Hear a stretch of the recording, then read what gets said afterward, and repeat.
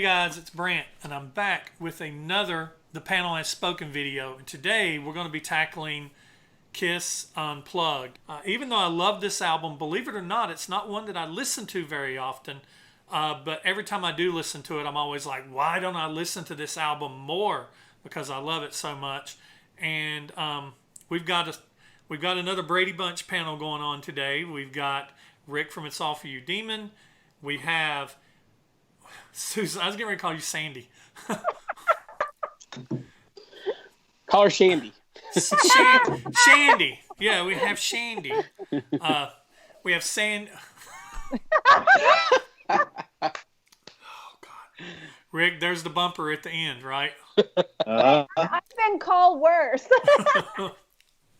We have HorrorGalSusan, Susan from HorrorGalSusan from YouTube, and we have Knock Knock Knock down on his head there. We have Matthew Smith from Matthew Smith Comics. First thing we want to do is go ahead and get into the album and get into the panel because we had 67 on this panel. Unplugged was kind of a cool time for me because I remember it was coming off of Revenge and coming off the Revenge tour, which I loved. And then the next thing you know, they're going to be on Unplugged.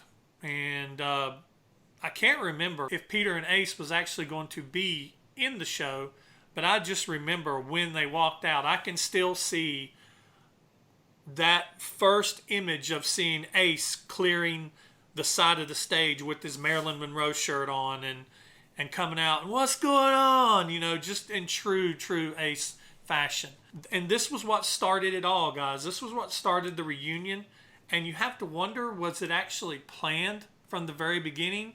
Or was it, hey, Gene saw dollar signs and wow, let's put the band back together and let's put makeup back on and let's give the fans what they want and make millions of dollars in the process.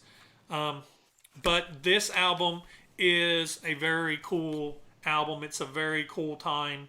And I know a lot of you love it. And so I'm glad and looking forward to us being able to discuss it. So that's about it for me when it comes to Unplugged. What about you, Rick? I also cannot remember if we knew Ace and Peter were going to be there. Frankly, I do remember the night it was on and how big it was. And I think it's kind of fun to take yourself back and realize that this was, like, we didn't know a reunion was going to happen. We just thought this was like a one-night thing. Like, oh, cool, KISS is on MTV. And my wish for the end of the road would have been this. Like, tour a KISS convention, like they did the 95 conventions. Tour that and have Bruce, Eric, Tommy Thayer, Peter, Ace, have everyone back and do acoustic shows. I think that would have been this album is so magical. I think that would have been a magical tour. And sometimes you wish the reunion wouldn't have happened because everything got messy. And this night is special. What about you, Susan? Well, I remember seeing this. I don't know if it was when it originally aired, but I remember seeing it. But wherever I put it, I got this much later. And I just remember, again, I have no idea whether it was planned or not at the time. I don't remember, but I was really excited that it was everyone and just that everybody could jam together. There was no weirdness. I mean, in this moment, if there was, they covered it up really well. that there was just no awkwardness between anybody. Everybody was just jamming and having a good time. And that's kind of, that's kind of like my feeling about KISS is I'm not one way or the other. I'm like, why can't we celebrate everybody? They're all great musicians. Sometimes people have conflicts, you know. I mean, I know from a personal level that sometimes it doesn't have anything to do with how great somebody is or whatever. It's how can you do these things? And it was just really good to see everybody together. And I just remember being so excited that it was like the best of both worlds because you still had that kind of showmanship of KISS, but they didn't have the makeup, but they still had the staging and, the rock and roll over on the floor and the mannequins and all of that. And so it was really cool because it was really intimate, but it was still that like grand scale Kiss, So I love the whole album. It was really hard for me to do this one because I'm like, I don't know. On Tuesday, I like this one better, But Okay, so, and before we go on, tell us a little bit about yourself. Tell us a little about your channel. Oh, I'm Horror Gal on YouTube, youtube.com/HorrorGalSusan. I love horror. This is Halloween. I don't know if you can see it, but this is Halloween. This is just, I'm on the sofa right now, but I'm also a big Kiss fan, and I have been since I was a kid. And so my channel did not go the way I planned. I had a lot going on in life and everything.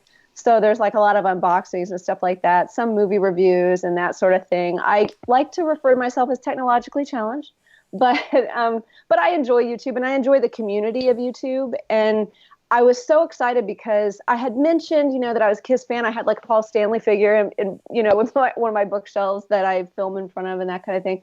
And so I decided, okay, you know what, I'm going to make a video. And then I found this whole entire Kiss community on YouTube that I feel kind of like a moron for not having like looked and realizing. But I was so excited. So I'm really happy to be here and see you guys. And it's just so cool. And I think that there are a lot of, kind of like 80s horror fans and that sort of thing that really do love Kiss as well, or vice versa. A lot, and I think part of it probably has to do with like effects makeup and that kind of thing, and just theatrics in general, and like incorporating that into your performance to just really give like the visual as well as the audible, excitement. So yeah, so that's right. I'm on all the platforms, all of them: Instagram, Twitter, Snapchat, Horror Amino. I'm all HorrorGalSusan everywhere. You can find me. It's not hard. Awesome. So what about you, Matthew? Well, I think my experience with this album was a little bit different than everybody else's. This was actually the first Kiss album I bought on CD. I was, I think, 16 when this came out, when the Unplugged special hit and everything. So the last album I bought on cassette was Alive 3, and then this was the first album I bought on CD. I didn't have MTV at the time. We lived kind of out in the country, but my sister had MTV, and I seem to recall the MTV kind of spoiled it on commercials with Ace and Peter, but maybe I'm remembering commercials after the original broadcast, and they were like repeat performances. They were kind of showcasing that. I can't remember, but I missed the original, and I remember I caught it at my sister's house when it aired. But yeah, I love the CD, and I loved how they didn't pick the stereotypical tracks. You had a lot of deeper cuts on this and everything, and like I said, I was 16 when this came out. So you got to think, a lot of people that were my age at that time, they weren't really into Kiss. And, a lot of people shrugged off Kiss. They said, oh, Rock and Roll All Night, that song sucks, and that was it, I felt like this album really showcased what they could do. Because, this is really stripped down. You get to hear each instrument and how good they all are, And I was like, okay, look, listen to this and tell me they suck, that kind of thing. So I love this album, though.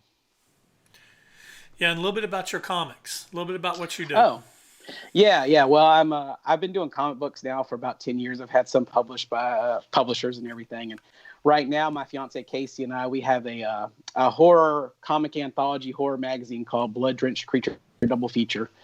We've had 2 issues out so far. We're working on the next 3 issues to come out later this year. Each issue has, 2 short horror comics between 8 to 12 pages, and then interviews with different people in the horror community. So we have some good interviews lined up for the next few issues and everything. We'll be doing a Kickstarter for those pretty soon. We kind of put it on the back burner for now during all this coronavirus stuff, and wait until everything gets more to normal before we did the Kickstarter. But yeah, you can find us online though. We're Saturday Comics, but I also have personal Instagram and Facebook and Twitter and stuff, and I'm on there. So okay, cool. Yeah, I was 27 when this came out. I didn't mention that I was 27. I'd been married for 5 years and had 2 kids, 2 small kids, 2 kids under the age of 3 by the time this album came out. So my rock and roll days were on hold, on hiatus for a while. I was working a factory job, working about 60 hours a week. And so music was still important, but it wasn't. There was a lot more things in my life at this point in time. I would like for somebody, if you're watching at this point in time, down in the comments, if you remember whether it was spoiled. Did we know Ace and Peter was going to be on this, or was we all shocked equally whenever they came walking out? Because many moons has passed since then, and I've seen the video and I've seen the album hundreds of times since then, so I can't remember honestly. So let's get into the panel.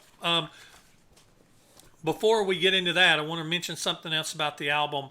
Some people on the panel they included "Come On and Love Me," and because one of the pressings and some of the box sets had "Come On and Love Me" on it, some of the vinyl had "Come On and Love Me" on it, but we didn't include that. I kind of went by the official release, which is what most people put in, 15 tracks. But KISS did kind of, in a way, perform 5 other songs in partial, because if you go, and all these videos are available on YouTube, if you go and watch, they had a little bit of a set change when they brought out the orchestra to do Every Time I Look at You. And they had another set change where they brought out the other drum set for Peter. Because if you notice, during the whole first part, Peter's drum set isn't even over there. It's blank. And it's not that it's over there and covered up or anything like that. It's just not there. So they had a couple of times where they had to do a set change, and that stuff don't happen instantly.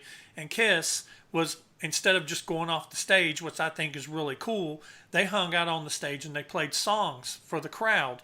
And they did the country version of God of Thunder, which I think is absolutely amazing. It is so fun to hear Gene do the whole yeehaws and then start talking about when I was a boy growing up in the mountains of Tennessee, doing that is just so amazing to hear him do that.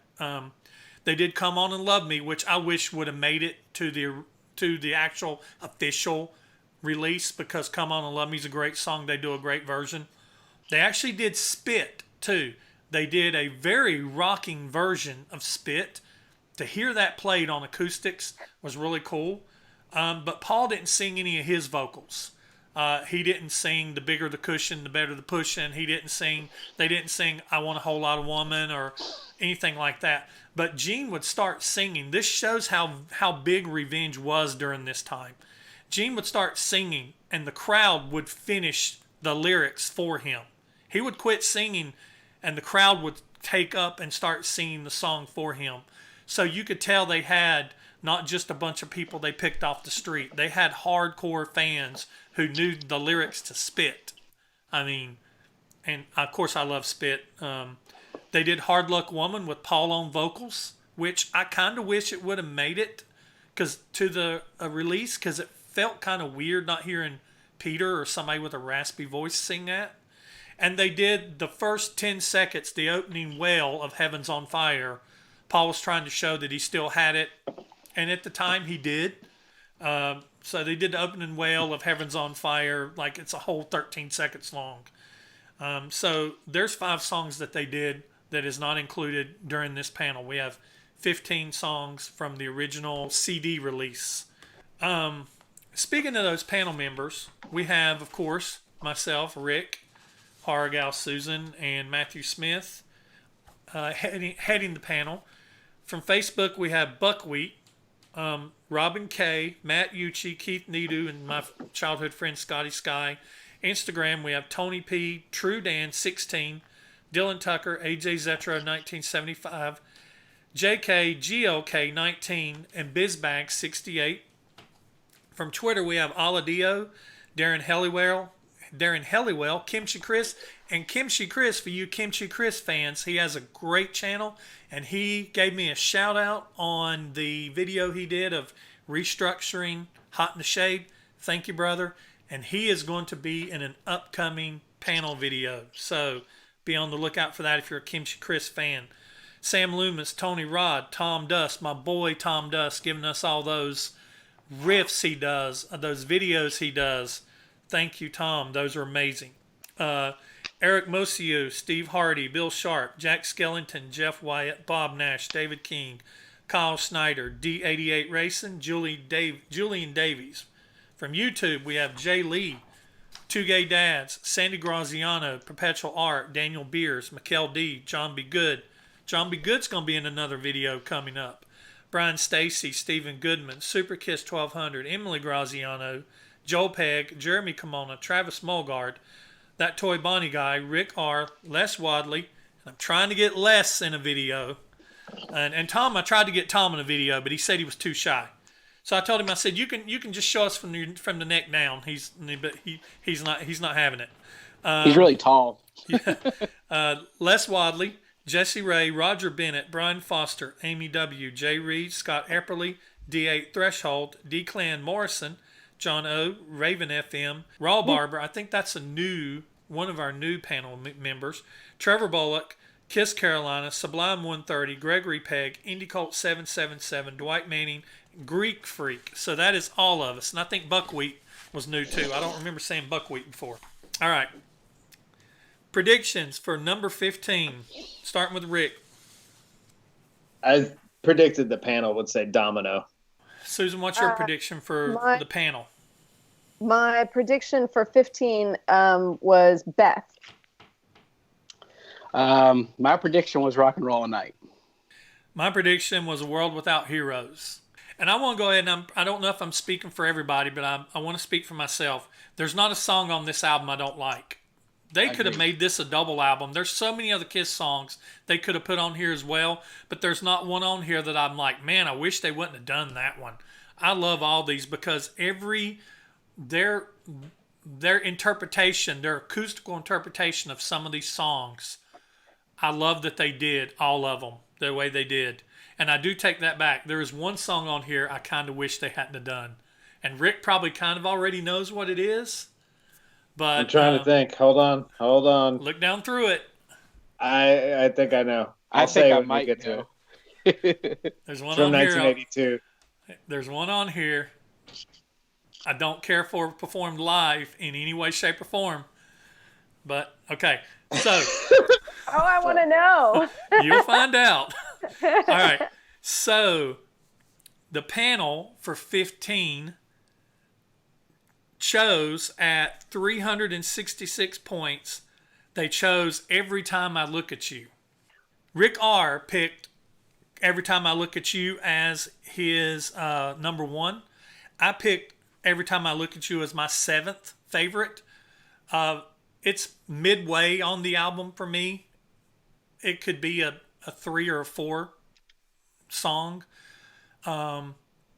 I love this version of it. I probably actually like this version of it better than the Revenge version because Paul doesn't embellish quite as much. I actually enjoy this version. There's several songs on here I actually enjoy a little more than their studio album counterparts. And Every Time I Look at You is one of them. So it's number 7 for me. What about you, Rick? It's number 11 for me. Such a beautiful moment when those strings come in. It's kind of magical. And like you said, I like it more than the Revenge version. For me, it was number 9, but depending, it could have been like 6 or 7. Like you said, it could be higher. It just kind of depends on my mood. But like you said, I like that version better as well. So yeah, I mean, I'm a fan of the song, but it's just so hard. This album is just so hard because I like everything. Mm-hmm. Yeah, I agree. I rank this at number 6. It's a mid-range, but it's like a higher one for me because I think it's definitely better than the regular studio version. Everything you guys were saying, the strings coming in and just acoustic fits this song much better, I think, than the studio version. And hard album to rank because I mean, I could listen to this again and change the ranking for that song, but number 6 for this. All right, so that takes us to number 14. What's your prediction for 14? What the panel would choose, Rick? I thought it was going to be Every Time I Look at You. I thought it was going to be Domino. Okay. I said, Do You Love Me? And I said, See You Tonight. At number 14, with 395 points, the panel chose Domino. I got it right. Yep, you got it right. Sandy Graziano picked Domino as her favorite song on the album.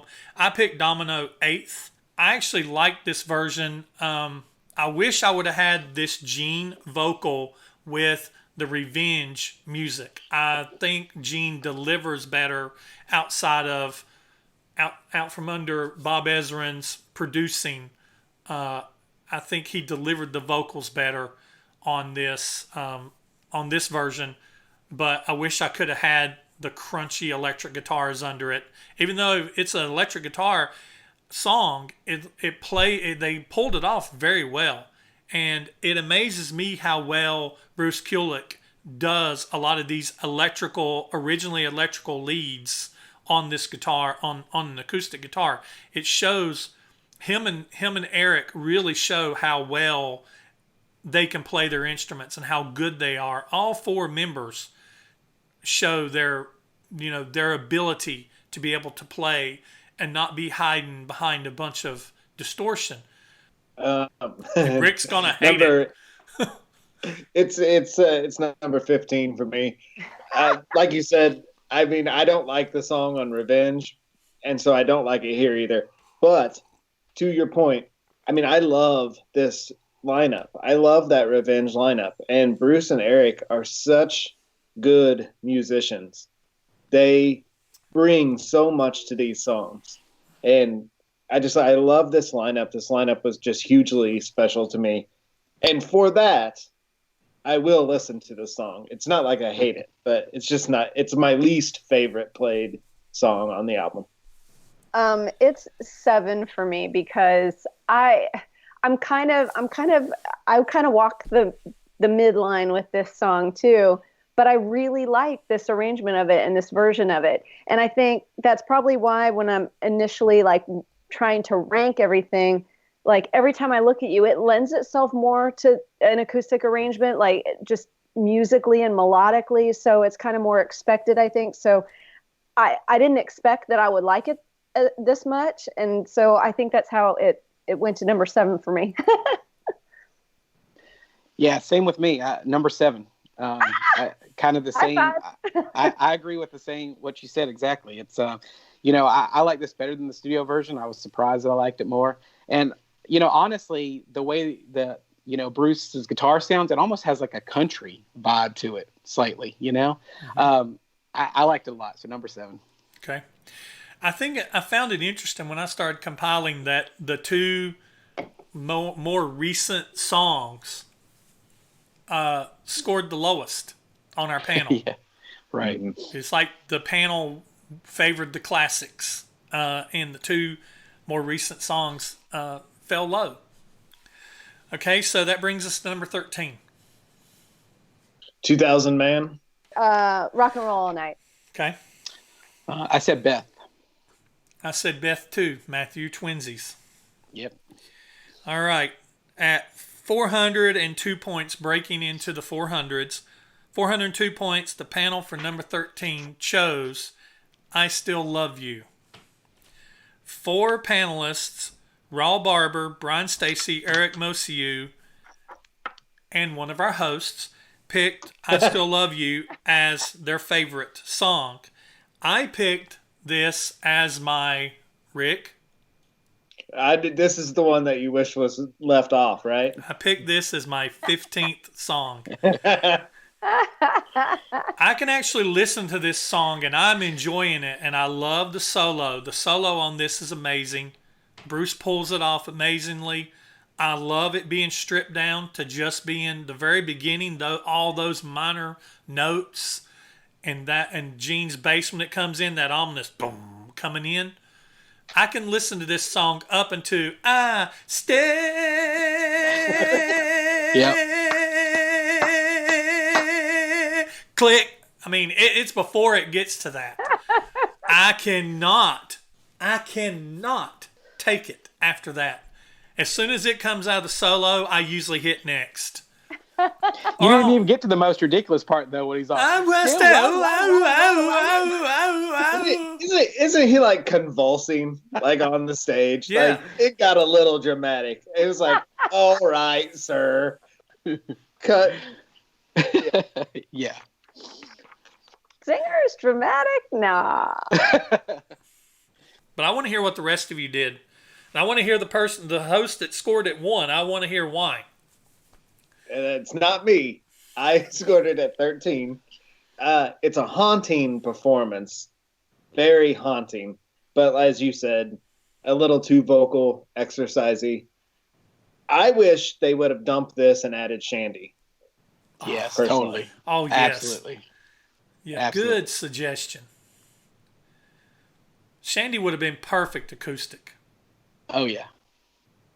And what a deep track. Considering there are some deep tracks on here, that would have been a perfect deep track. Even though Shandy was a video release and a single, it's still considered a deep track. Mm-hmm. Yeah. What about you? What about you, Sandy?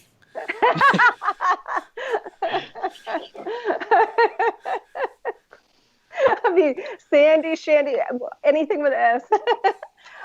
Okay, so I'm the one who picked it as my number 1. But here's the thing. I am very emotionally tied to music. I'm very sentimental with my picks a lot of times. So for me, it's not necessarily this version, which I know I'm breaking the rules. It's supposed to be about this version of it. But to me, I love very complex songs that take you through an arc of emotion musically. And I love songs that are very, I don't know how to say this, like they're very painful and heartbreaking, but at the same time, they're kind of badass. So when I'm looking at it, I'm looking at the musical structure of the song, the arc of emotion, and then vocally what's going on. I am somebody, though, I just want it on record. I hate when people do a bunch of vocal runs and all that crap. I can't listen to it. I will not. I won't. I can't. Creatures is my favorite Kiss album, so I'm just going to throw that out there. And this is my favorite song because I really feel like it is probably like one of the most badass rock ballads ever written. And I know that when he does it live, but honestly, vocally, people expect that. If you don't do that, they get mad. If you do it, they're going to get mad. So, that's just how it is. Like you said, I love the original version. That's my favorite on Creatures. I can listen to it a million times, never get sick of it. But because I'm so tied to that song, I'm just like, it's on there. It's number 1. That's going to be me. It's just with certain songs, I'm just always going to be like, I don't care. It's there. That's my favorite, So, Matthew, what about you?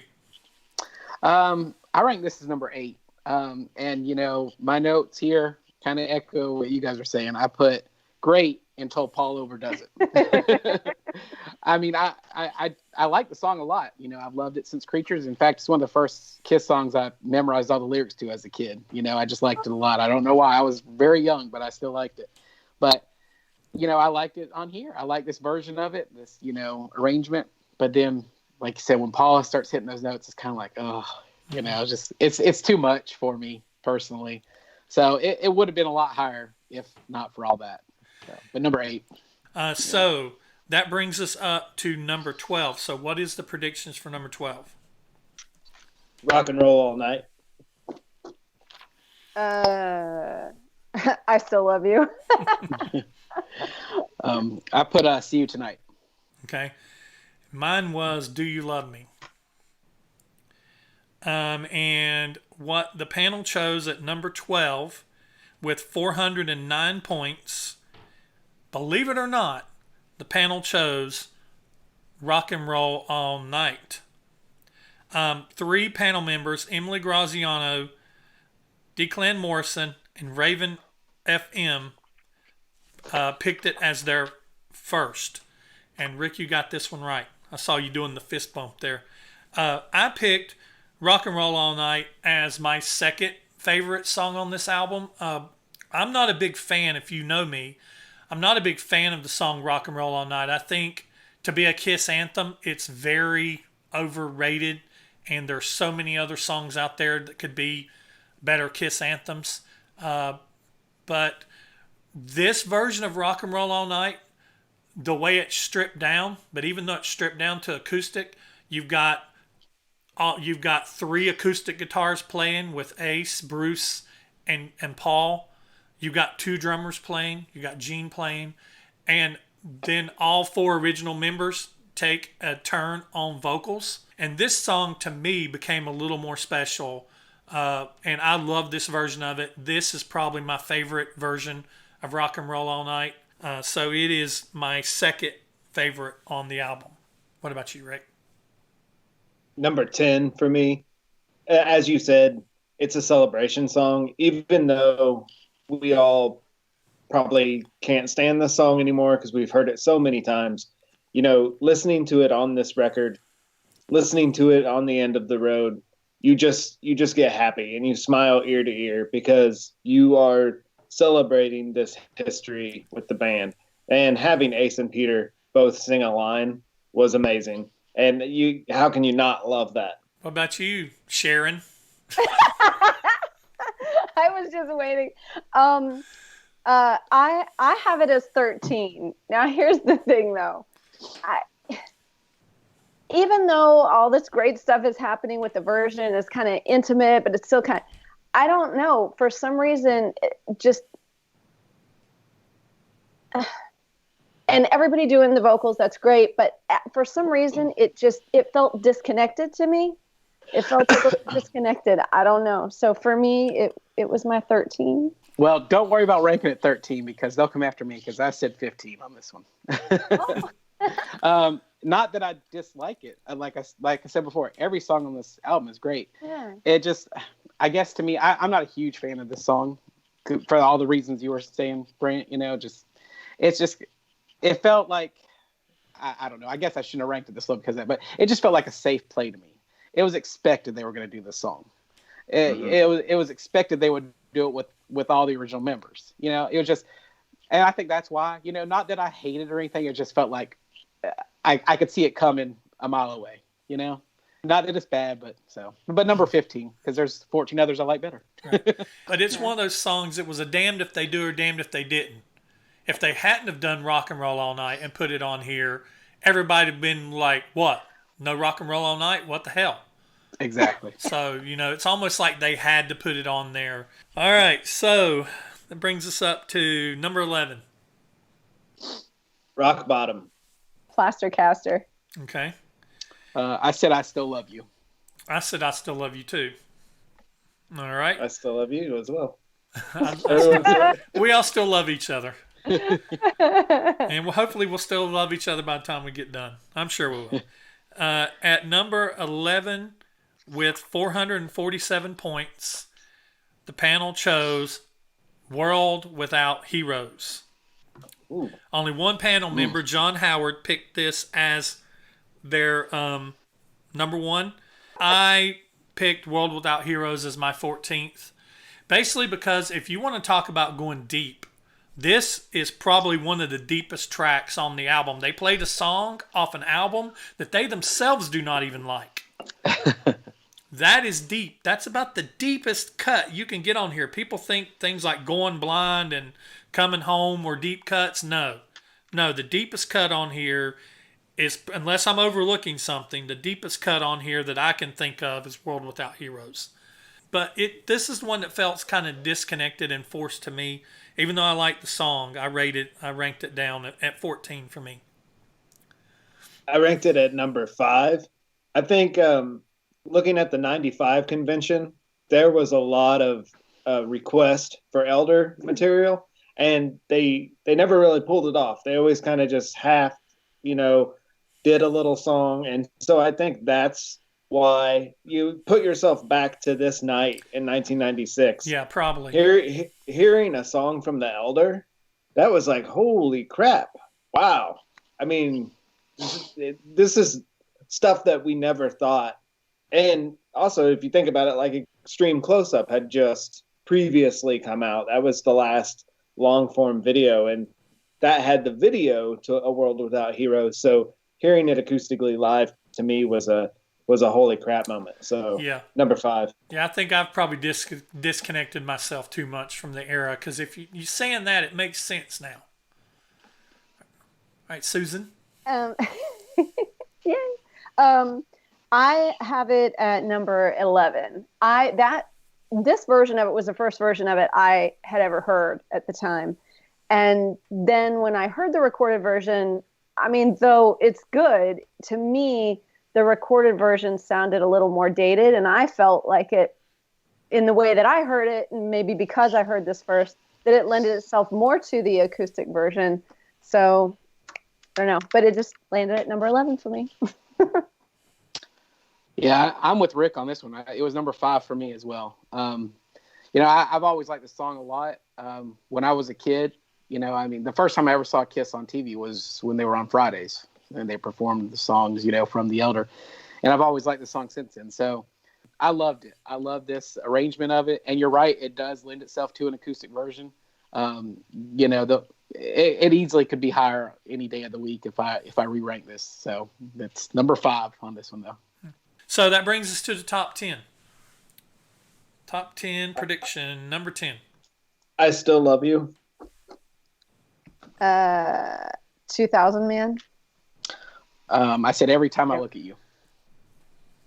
And I said Domino. What the panel chose at 455 points, at number 10, they chose Beth.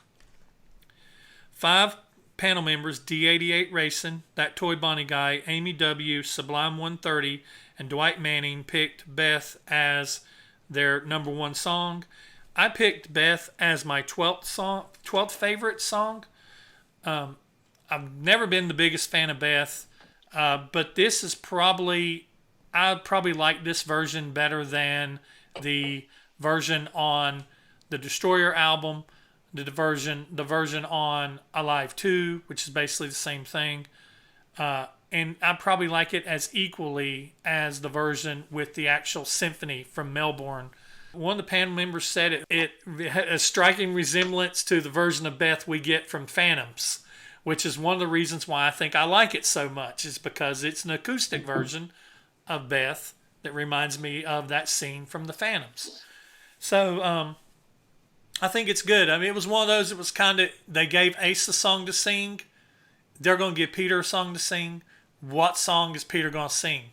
This would not have been the time and place for them to pull out Hooligan or Baby Driver, because the songs just don't lend themselves to being acoustic songs. Number 9 for me. It's absolutely beautiful, and as you said, total Phantom of the Park. I mean, I just picture Melissa in the audience of that Unplugged thing, just getting up and wandering around, looking for Sam. Going to the bathroom. Yeah. The solo in this, the solo is so beautiful.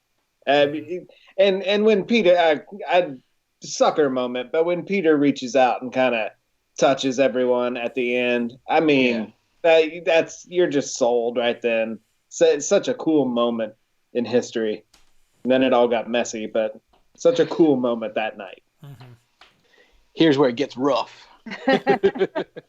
Yeah, I'm scared. Unpopular opinion, it was my 15. I mean, it's a beautifully written song, but I just feel like, I don't know. I've just never connected with this song. I've just never been a huge fan of the song. It's beautiful on it, but I just still, I don't know. For some reason, it just doesn't really ever reach me that much. I mean, even on the End of the Road tour, I mean, I know Eric's doing it and it's Peter and the whole nine, but them coming around the piano or whatever. But I maybe lyrically, I just feel like it's a little contrived. Leave all the hate in my comments, not his. But yeah, I just, I don't know. I have no explanation other than it is a beautiful song and it was a great moment, but it's just not, it's not in my top 14. Yeah, I'm kind of in the same boat that I was with the Rock and Roll All Night. So this was number 14 for me. I mean, it was a safe play. You knew it was going to happen, and like Brant was saying, if they didn't do it, they're going to be like, what? They had Peter back on stage. They didn't do Beth? Why? Yeah. it was just expected. But at the same time, I do agree with what Rick was saying. Like, when Peter does, me and the boys will be playing, that's kind of, a nice moment. Not a bad song, not a bad choice, but just predictable. And, they did give Ace 2000 Man, which I don't know. I think there's more popular songs they could have given Ace. They could have given Peter Hard Luck Woman to do here, They could have done that. But they're not gonna. They're not gonna pass up Beth for that. So regardless, number 14 for me. Yeah. Whenever Peter puts his arms and Gene turns and looks at him, and if you look close enough, you can see little dollar signs go cha-ching, cha-ching, yeah, right in Gene's eyes. It is, Brant, you had mentioned this in reviews before. It is strange to think that the, multi-millionaire Gene and Paul didn't exist that night. They did not exist that night. They were very well off, but the, machine Gene and Paul didn't exist that night. The reunion made that happen. Mm-hmm. So it is crazy to put yourself back on this night and realize how kind of bare bones it was. Yeah. All right, so that brings us to number 9. World Without Heroes. Oh, I had World Without Heroes too. I had World Without Heroes. Oh my God. Come on, Brant. Plaster Caster. You said World Without Heroes wrong. Let's see. At 463 points, the panel chose for number 9, Do You Love Me? No panelists picked it as their favorite. I picked Do You Love Me as my 10th. This is one of those songs that I like. Do You Love Me? I liked it on Destroyer. I don't understand why it's not being involved. I know a lot of people don't like this song. One of my childhood friend, I think, picked it last. He doesn't like this song. He thinks it's Paul being a little too egocentrical. But I like it, and I like this version because they took a flat-out rock song and they turned it into an acoustic rock song.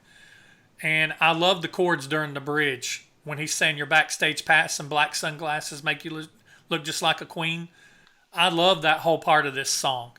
I kind of get turned off by I just gotta know, do you really, really, really, really? I kind of, when Paul embellishes, I always get a little turned off by it. But that's Paul. Love it or hate it, that's Paul. But for me, Do You Love Me is my 10th. This is number 14 for me. I was never a fan of this song on Destroyer. Not a fan of it live, and just not a fan of it on Unplugged. Unpopular opinion. I have it as number 4, but I'm not actually a huge fan of the song, but I just like the version of it better. I mean, except like you said, yeah, the little overindulgences and stuff. But I actually thought, oh, I like this version of it. So it surprised me. So I think that's why it's up there more for me. Yeah. It's number 12 for me. It's not that I dislike it or anything, but there's a range on my list between I Still Love You and Beth, with songs that are good on this, but they're just kind of like, they're just there. I like them. I don't dislike them, and they could flop numbers anytime. There's a section I like at the top of really good songs, and then these are just, they're there, they're good. They're, I'm not going to skip them, but it's nothing, I'm going to go crazy over. So number 12 for me. Okay. All right. So let's bring this up to number 8. See You Tonight. I had Every Time I Look at You. Okay. I don't know. I felt like people were going to think something about the acoustic arrangement of the love song situation. I said Plaster Caster for 8. Okay. I said Every Time I Look at You for 8. We're twinsies. At 464 points, 1 point above Do You Love Me. At number 8, the panel chose Plaster Caster. So our darts are kind of hitting in the area if you're paying attention. No panelists picked Plaster Caster as their favorite song. I picked Plaster Caster as my fourth favorite song on this album. I love Plaster Caster, the original studio version. I love it, and I love this version too. This is one of those songs. It just sounds so good, starting off with that acoustic bass, that do do do do do do do do, and the chords in this, they just lend themselves so beautifully to being acoustic. And I love the way Gene sings. Anytime I get a vocal performance where Gene can go, "My love is in her hands." I mean, I just love when Gene is being Gene, and he is singing the way Gene sings. Because the cool thing is, a lot of people, they give Paul Stanley a lot of credit for his vocal abilities. But if you really think about it, Paul Stanley is a great singer, and he is. I'm not, or was, a great singer, and I'm not slighting him one bit for that. And he is the best songwriter in KISS. I've said that many times. But he cannot do, even though he has a wider range, of course, I wish he would stay out of up here sometimes. Gene Simmons can do more with his voice than Paul Stanley can. Gene Simmons can give his voice different textures and the way he says words differently. He will say one word in one song one way and say it differently in another. Is he singing as the sex-crazed Gene, as the demon Gene, as just the regular guy Gene? Is he being the Beatles Gene? What Gene is he going to be? And I love that Gene has a multifaceted voice and different stylings that he sings. So Plaster Caster is number 4 for me. I love this song on this album. It's number 12 for me, and it's just another put yourself back to that night. Like, you're hearing a song that you never thought you would hear live. And to me, that was pretty special. I had it at number 14. I mean, I like the song. I have zero explanation of how or why it really landed there. I mean, kind of like Matthew was saying, like certain sections you could just kind of flip them around or whatever. I like it. It was just there were others that I enjoyed his vocal more or just better on this particular album. Yeah, I ranked it number 9, and there's 2 songs on my list, and this is one of them where looking back on it, I should have ranked it higher, and I don't know why I didn't. Something about when I was listening to it made my list. I just ranked it a little lower, but looking at this now, I definitely should have ranked higher for everything that Brent was saying, for all the same reasons. Like great. It starts off great. You know, Gene gives a powerful vocal performance there, and you know he does get that in my hand. In there. You know, yeah. I mean, number 9, but it should have been higher. All right, so we inched our way up. We are up to number 7. Beth. Nothing to lose. Domino. For number 7, I predicted that the panel was going to choose 2000 Man. What they actually chose at number 7, with 555 points, breaking into the 500s, the panel chose number 7, See You Tonight. 4 panelists, Drew Dan, 16, Mikkel D, Super Kiss, 1200, and one of our hosts, picked See You Tonight as their number 1 song. I picked See You Tonight as my 11th song, and that is not a reflection on this song whatsoever. It's just there are 10 songs above it that I ranked higher because I loved See You Tonight on Gene's solo album. It's one of my favorite songs on his solo album, and it's actually one of my favorite songs on this album too. This could easily be a 2 or a 3 or a 4 for me.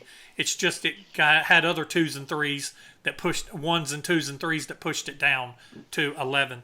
But this is that, once again, going back, the vocal that you hear in this song is not the same type of vocal that you heard in Plaster Caster. This is the Beatles side of Gene. And I love that Gene can do this with his voice. So yeah, See You Tonight. Great song. It's my number 1, and not because the song isn't a number 1 stellar song. it's just, I'm very much from a horror gal Shaniqua, um, horror gal Susan mode of the way Susan was with "I Still Love You" Yes. is the way I am with this song. Gene's solo album just means the world to me. It's my safe place I go to, and hearing this version, he hits that Beatle moment, and it's just beautiful to me. And so it's my number one, all for HorrorGalSusan reasons. It's my number 8, but like you said, Rick, I mean, this could easily be like my number 4, I would say. I love Gene's vocal on it. I really dig this song. And like you said, his solo album, I mean, it was great. It was kind of, I mean, I don't know at that exact time, but for me, it was kind of almost unexpected. And some of, like you were talking about him being so versatile and everything. And I just really love this version of it. I rank this number 13, and this is my other one besides Plastercaster that I should have ranked higher, and I don't know why. It is great acoustic. It's a good song, in general. And again, I don't know why I ranked it so low, but I should have ranked it much higher. Everything that Rick was saying, I agree with. It's just great here too, and it's a nice little nod to some of the deeper cuts. So that brings us up to number 6. Nothing to Lose. See You Tonight. I said Rock Bottom. And I said Sure Know Something. Okay, so at 593 points, at number 6, the panel chose 2000 Man. 3 panel members, Travis Mulgard, Scott Epperly, and one other host, picked this as their favorite track on the album. The other person is me.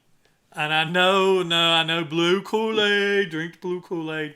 I just think this is, in my opinion, and I know they've got other songs on here that were rock songs like Do You Love Me, Domino, Rock and Roll All Night, songs, Rock Bottom, songs that were rock songs, Nothing to Lose, things like that were rock songs.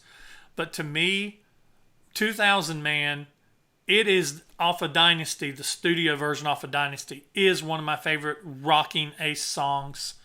And for them to rearrange that and make that acoustic and pull it off and make it sound what I think is really great with everybody playing. And I like that they didn't, when Ace and Peter came out, that they didn't make Bruce and Eric go away. This has the solo by Ace, but Bruce is playing right there alongside him, and you have Peter and Eric both playing the drums. So it is the collective KISS of the time with, the former previous original members. And I just think they pull it off great. So I love 2000 Man on here. It's the one track that I look forward to the most when I put this CD in. It's number 8 for me. It was another, I sound like a broken record on this, but put yourself back in that night and you're like, holy crap, it's Ace. They're playing a song from Dynasty, and Ace is like, not to catty corner on this being a Stone song, but Ace is like Keith Richards. Mm-hmm. He's cool and he doesn't even have to try. And that it flows from him naturally in this performance. The t-shirt and the button-up shirt over it unbuttoned, and his rock and roll bracelets on. He's just cool, and it comes through in this performance. And maybe it's because he's not in makeup. You see Ace for being Ace. Mm-hmm. He's not the space Ace at this point. And to me, it was a great moment on this night. Well, I agree with Rick. It came in at my number 12. But again, I love every song on this album. But just like he said, he's just so cool. And I've seen Ace live, solo and that kind of thing. And he's just great to watch. Just let him do his thing. And I really like it. I think maybe in the back of my mind, just because it's more of, it's a cover, Stones and everything. I think maybe I kind of put that on it more than I should. You know what I mean? Because it was great on Dynasty, and it's great here. And like Rick said, just seeing him being able to do it, just Yeah. Yeah. Well, I put this as number 4. This is, in my opinion, the best with the, when Peter and Ace came out, the best song they did with them on stage. It was great for all the reasons that Brian already said, and just the guitar work was amazing on it. And I realized on my list, I actually wrote 2020 Man. So I guess Ace has to do a quarantine version of it now, like, and rewrite the lyrics. I'm the Corona Man. But yeah, number 4. I loved it. Okay, so that brings us into the top 5. What is the prediction for number 5, Rick? Do You Love Me? Rock Bottom. I put 2000 Man for number 5. Okay. I put Rock Bottom for my prediction for number 5. And coming in at 648 points, going into the 600s, 648 points at number 5, the panel chose Rock Bottom. So we got it right, Sandy. Every time you say that, I think of Grease. I don't know why. Sandy? Tell me about it, stud. 3 panelists, JKG, LK19, Brian Foster, and Trevor Bullock picked Rock Bottom as their favorite song. I picked Rock Bottom 9th, just because that's where it got pushed down to. I loved how they did the solo at the little intro. They cut it short. They played it just the right amount of time. It would have been nice to see this as one of the songs that was done with Ace out on the stage. Since Ace wrote that intro, it would have been nice to see Ace playing it. Maybe they could have saved it for a little further in the show. But still, I love it. I love that Paul does that. Now it's going to get rough. That's Paul. That's the kind of Paul I like to see. So Rock Bottom is 9th for me. I chose it number 6 strictly for that intro. But I do agree with you. Would have been nice to see Ace play that intro. But that intro is so classic that when it was played on here, you just had to smile. And number 6 for me. Great moment. Okay. And Rick and I are twinsies because it's my number 6 too. And for all the reasons you guys just listed, I mean. I've just noticed that my webcam has slowly been sliding down. I'm sitting here going, man, I'm barely in the shot anymore. What the hell's going on? Have that part of your head by the end of the video. Yeah. Number 11 for me. It just falls in that mid-range. Not the worst, not the best, but still really good. So number 11. Going Blind. I don't know what I was thinking, but Do You Love Me? Okay. Number 4, Nothing to Lose. All right. And I picked number 4. I predicted Rock and Roll All Night. Number 4 with 651 points, the panel chose Going Blind. 4 panel members, Perpetual Art, Jeremy Kimona, Jesse Ray, and a host, picked Going Blind as their number 1 song. I picked Going Blind 5th. I was so happy to see Going Blind on here. It's one of those deep tracks, one of those deep cuts. It's one of us mentioned earlier, I think it was Matthew, about how Gene got to show off how good he plays a bass. I love the whole little bass guitar solo at the beginning of Going Blind. And then Gene kind of continues it in a way while he's singing. It's not as quite worked out as it is in the very beginning intro, but he's still doing it. And Gene just sounds so good on this. It's that soulful Gene that I love to hear, those long held out notes. I love the way this song sounds. To me, it sounds better than it did on Hotter Than Hell. So I actually prefer this version of Going Blind over the original version. So that's why I pick it at 5. It's number 3 for me. I remember during Revenge when they were doing like European press, there was a clip of Gene and Paul doing this acoustically on like a news show. And I fell in love with it acoustically at that moment. And hearing it on Unplugged brought back that excitement. Number 3. It's my number 5 also. It's my favorite Gene spotlight for this. I mean, for the Unplugged album in general. I just feel like he just kills it on this song. It gets to me. I mean, it could easily be like my number 3, you know. I loved it on this. So yeah, it's my number 5. Number 1 for me, definitely. One of my favorite Kiss songs. And like you guys said, Gene this is the best he is on this album. He's hitting it. He's giving the song even more depth, you know, and everything. And his bass work is great on it and everything. I mean, I've always been a big fan of this song, and for it to be included here and take on a new life in this acoustic version, loved it. So number 1 all the way. Okay, that brings us to the top 3. So number 3 prediction, Rick. Sure know something. Me too, Rick. I sure know something. 3. Number 3, sure know something.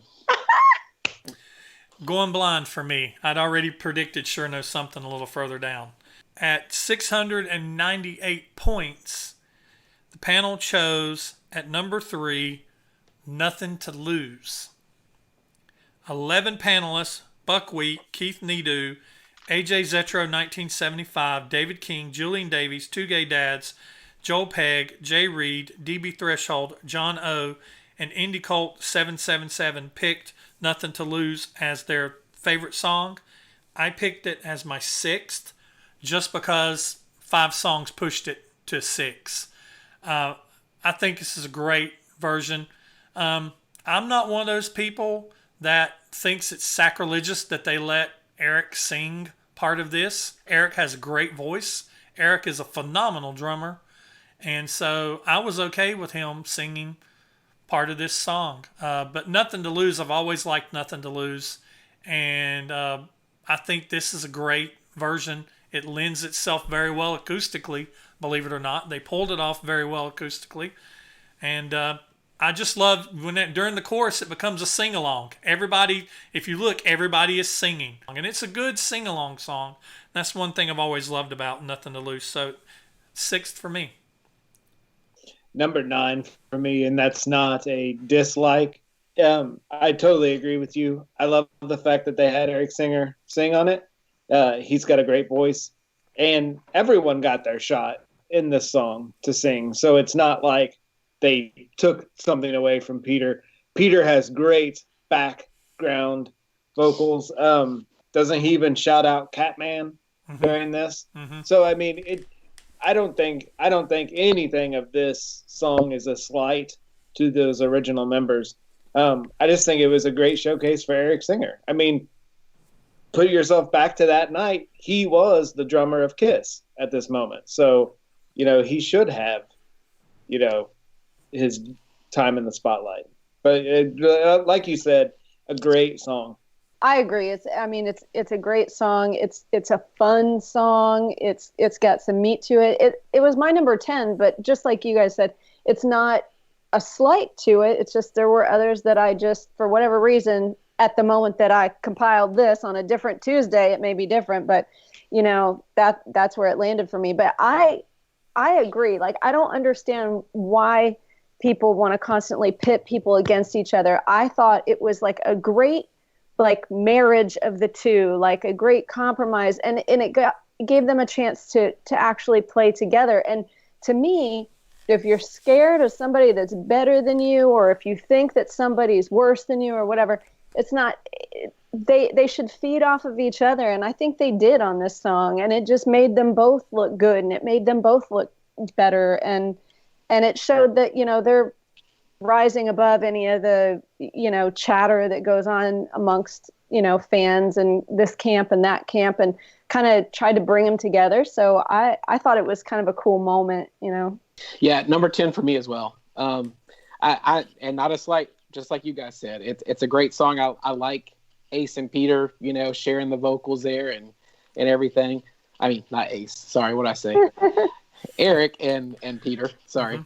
So it was a lot of fun, and I like the sing along aspect, which is also funny considering what the song's about. Right. Everybody sings along, a nice family sing along for this song. Yeah. Good song. I love everybody being involved. Okay.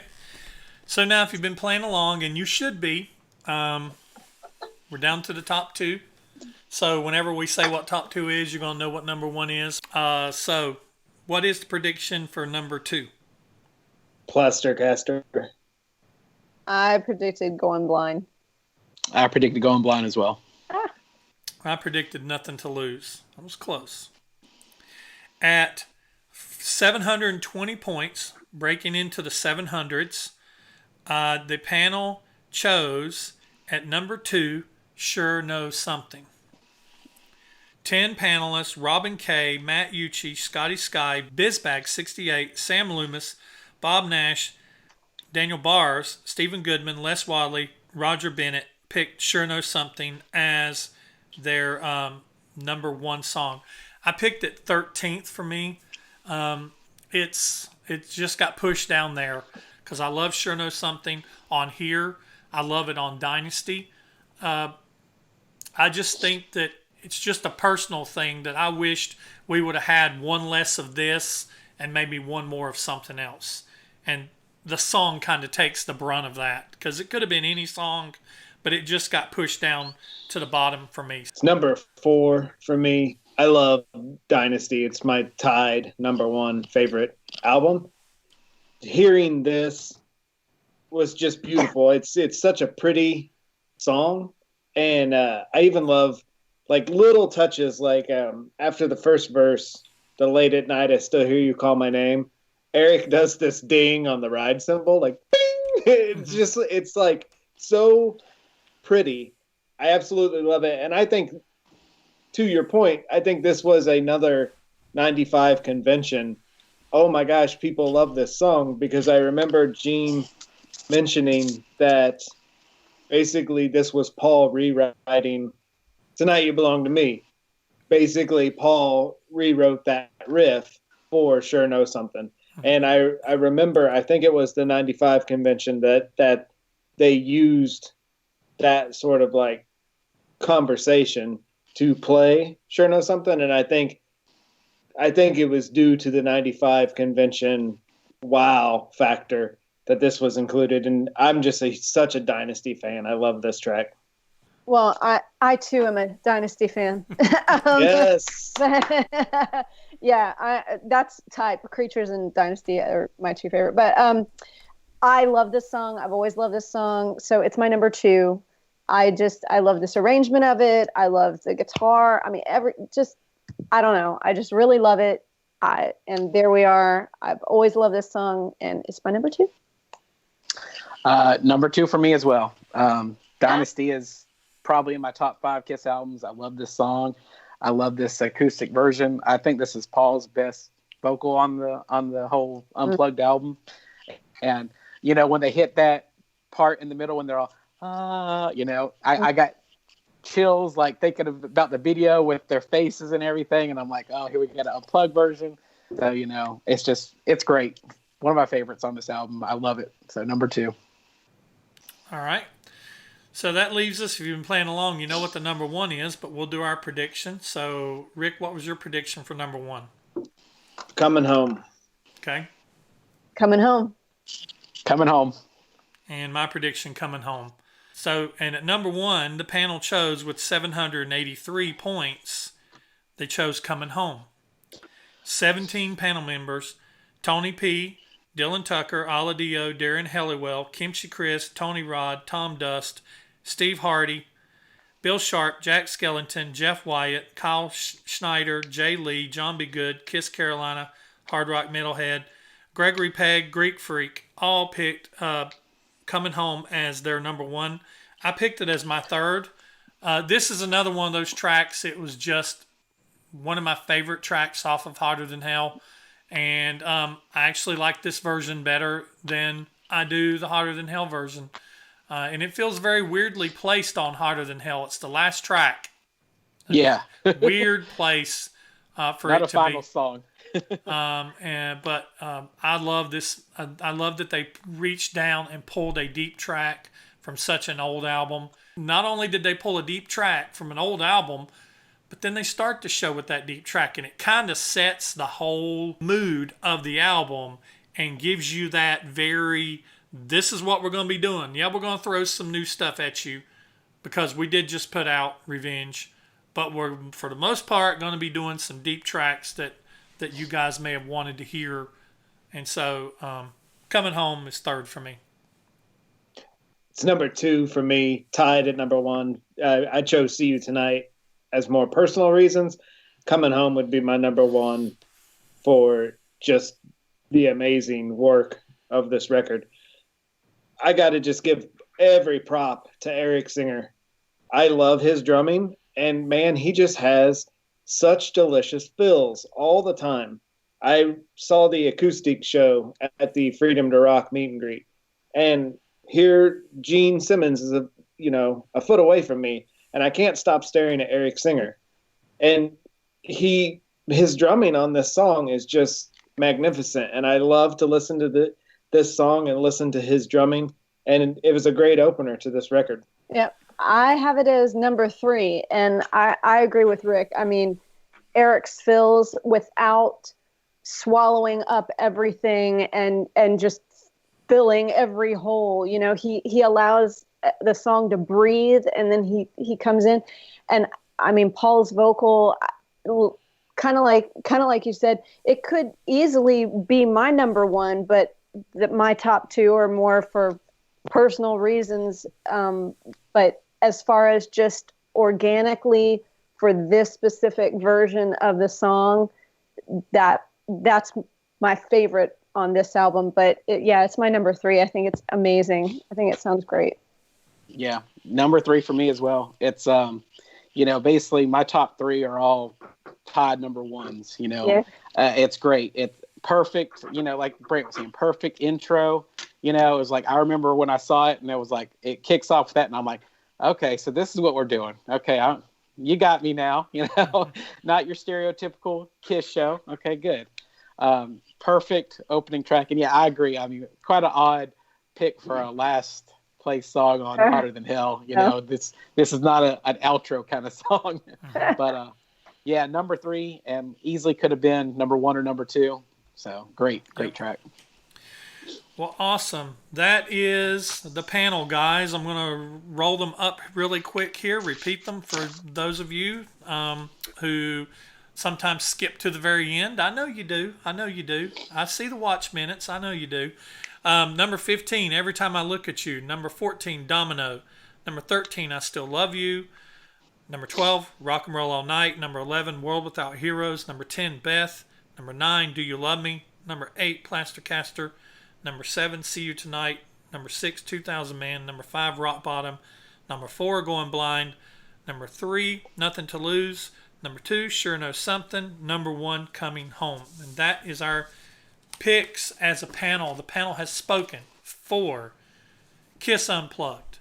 And so if you don't like the way things turned out and you didn't vote, then get in on the voting on the next ones, and maybe you can be an influence. The next album that we will be doing is going to be Carnival of Souls. And so Carnival of Souls came out shortly before Psycho Circus. So we'll be doing Carnival of Souls. By the time this video hits, the voting for Carnival of Souls will be up on all my social media, Facebook, Instagram, Twitter, and YouTube. So be sure to jump in there and put in your lists for Carnival of Souls. So I want to thank my guests, as always, my partner in crime, Rick from It's All For You Demon. If you haven't seen his channel, definitely check it out. Go over there and click subscribe, click the notification. And when you watch his videos, when you watch my videos, Rick's videos, HorrorGalSusan's videos, click the thumbs up too, man. Because if you just watch the video and you don't click the thumbs up, YouTube thinks you don't like it. They think you don't like it, and they will not recommend it. if I have like 1,000 views, if I have 100 views on a video and 10 likes, or they'll be like, well, this video wasn't very engaging, so we don't need to put it out to other people for them to see it. So if you like a video, it's one of the first things I usually do when the video starts, especially if it's a channel that I support, like with Rick and with HorrorGal. As soon as their video starts, I usually go ahead and hit the thumbs up button on it, because I like for their videos to get likes, so they will get distributed in the get in the algorithm, what they call it. So Rick, I do appreciate you. You got any final words? Just a plug of HorrorGalSusan's channel. I love her channel, especially the intro of her channel, because it totally reminds me of like the creature feature shows you would watch in the 80s as a kid. Like, yeah, I remember in Kansas City we had like Cremation Mortem, I think was her name, and like the intro of her show was fun. And then, you know, just watching this host talk about horror stuff. I love your channel, and I think everyone needs to head over there and give it a subscribe, because if you enjoy horror films, which we all do, how can you not, and be a KISS fan, you will definitely love her channel. And Matthew, keep doing what you're doing with the comics. Looking forward to that. Susan, got anything? Oh yeah, well, I also, besides Brant and I've been trying to work out, you know, being able to collaborate on something for the longest time. And Rick, I love your channel as well. I mean, if there's any channel that will turn someone into a KISS fan, I mean, I'm telling you, if somebody wasn't already, if you see this video and you're like, I don't know that much about KISS, man, he goes through everything. So big shout out to you. It's all for you, Demon. So, as far as, you know, just being able to be welcomed into the KISS community, with the fact that I low key was not like really putting it out there that I'm like a lifelong KISS fan. I'm just really so flattered that like you guys have given me such a warm welcome, and you guys are awesome. And you guys, whoever's watching, these guys are the real deal. Like, what you see is what you get. There's no pretentious, weird behind the scenes stuff or anything like that. Very nice, really awesome people. And I'm just proud to like be in the circle with you guys as KISS fans. So thank you for including me. Awesome. Before we get to Matthew, Rick, you mentioned something. You talked about Susan's intro. It reminds me of whenever I was a kid, when we first got cable. It was when HBO was not even 24 hours. I was probably in the 3rd or the 4th grade. There was a station that we had on there that came out of Washington. And their weatherman would, on Saturday nights, had what they called Saturday Night Fright In. And for drive-in, it was Fright In. And their weather guy would dress up like he looked like Bela Lugosi as the vampire, as Dracula. He'd slick his hair back. He'd put the little things on and put the makeup and everything. And he'd put the cape with the high collar. And he hosted horror movies. And I can still see that visual. I can still see that guy in my head. It was just real cool. That kind of brought that memory back. So, Matthew, what about you? Well, it's funny you guys mentioned horror movie hosts, honestly, because I lived in Virginia in the early 2000s, and when I lived there was a horror movie host called Dr. Madblood that was on a local station up there. And he had been doing it since 1975, and he's still doing it to this day. He does a yearly Halloween show on their local PBS station where he shows like old movies and everything. He used to show like Night Gallery and Alfred Hitchcock Presents and stuff. But we actually interviewed him for our horror magazine. So an interview with him is going to be in issue 3 or 4, Dr. Cool. Madblood. So it's kind of cool that we brought this up. But yeah, I can't thank you guys enough. You know, I look forward to y'all's videos. I watch them all the time. I mean, you know, because I comment on every one of them, and probably, you know, you can tell when I go on a little binge and catching up with videos, because you get about 20 comments from me in the span of like, you know, an hour. But it's like, you know, like I said before, I just happened to find Rick online because I'm a huge Phantom of the Park fan, and just happened to Google Family of the Park one day, and his YouTube videos popped up, and then I found Brant's videos because of that. And I'm glad to have met you guys and been included. And some of the people who follow you have started to follow me, and we just chat KISS, and we chat horror stuff and comics and everything. And honestly, I've talked to Casey about us starting a YouTube channel for Saturday Comics as well, so we can talk about those things as well. That'd be sweet. That'd be cool. Yeah. So coming up, she's got a little break coming up when she's done with her finals. So we might be able to maybe start something where we will do that. Talk comics, talk comic stuff, talk horror, talk music, and all kind of stuff. And everything that our comics are kind of about. So, but yeah, thank you guys. I can't. Thank you enough. I have a lot of fun doing this. I've been looking forward to this all week. We're stuck inside. I got to have something to look forward to. Yeah. Well, guys, I appreciate you guys taking time out of your day to be with me to prepare for this and then also be in the video. And I thank you all for joining. And that's all we got for this one. So thank you guys for watching. Like I said, be sure to click the thumbs up button. Be sure to hit subscribe for any of us. Be sure to hit the notification bell so you find out when more of these come out. That's all we got. That's Unplugged. And this has been The Panel Has Spoken. So we'll see you in the next one, guys. Thanks for watching. Okay. We're going to roll the way we are on the screen. We're going to go from Rick to Sandy, to Susan, to Matthew. All right. So I may just point at you, Sandy. Otherwise, I'm on Susan. He said Sandy again. Hold on just a second. Change the name of your channel now. HorrorGal Sandy. All right, everybody take a drink every time you say Sandy. Yeah, take a drink every time I call her Sandy by mistake.